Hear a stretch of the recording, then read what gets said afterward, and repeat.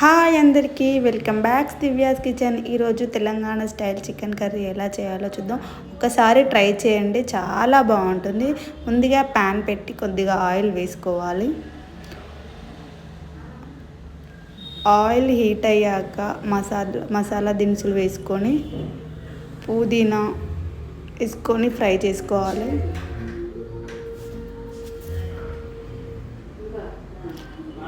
పుదీనా ఫ్రై అయ్యాక ఒక 2 పచ్చిమిర్చి కలుపు వేసుకొని ఫ్రై చేసుకోవాలి. పచ్చిమిర్చి కూడా ఫ్రై అయ్యాక అందులోనే ఆనియన్స్ వేసుకొని ఫ్రై చేసుకోవాలి. ఆనియన్స్ మంచిగా ఫ్రై అయ్యాక కొద్దిగా అల్లం పేస్ట్ వేసుకొని అల్లం పచ్చివాసన పోయే వరకు కలుపుకోవాలి.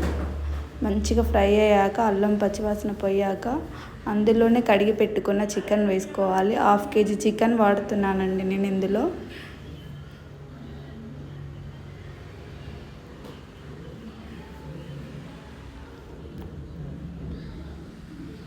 చికెన్ వేసుకున్నాక బాగా కలపాలి.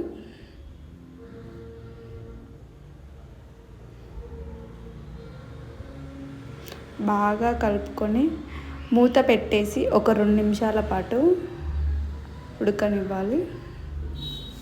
2 నిమిషాల తర్వాతకి ఇట్లా ఆయిల్ పైకి తేలాక అందులోనే కొంచెం పసుపు, కారం, ఉప్పు, ధనియా పొడి, గరం మసాలా వేసుకొని కొంచెం కొత్తిమీర కూడా వేసుకొని కలపాలి.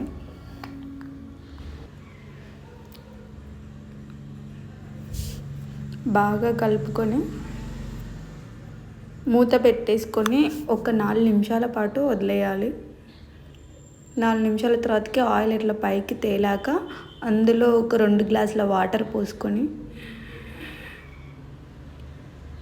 బాగా కలుపుకొని మూత పెట్టుకొని ఒక 10 నిమిషాల పాటు వదిలేస్తే 10 నిమిషాల తర్వాతకి ఇట్లా ఆయిల్ బాగా పైకి తేలుతుంది. దాంట్లో కొంచెం కొత్తిమీర వేసుకుంటే తెలంగాణ స్టైల్ చికెన్ రెడీ అయిపోతుంది.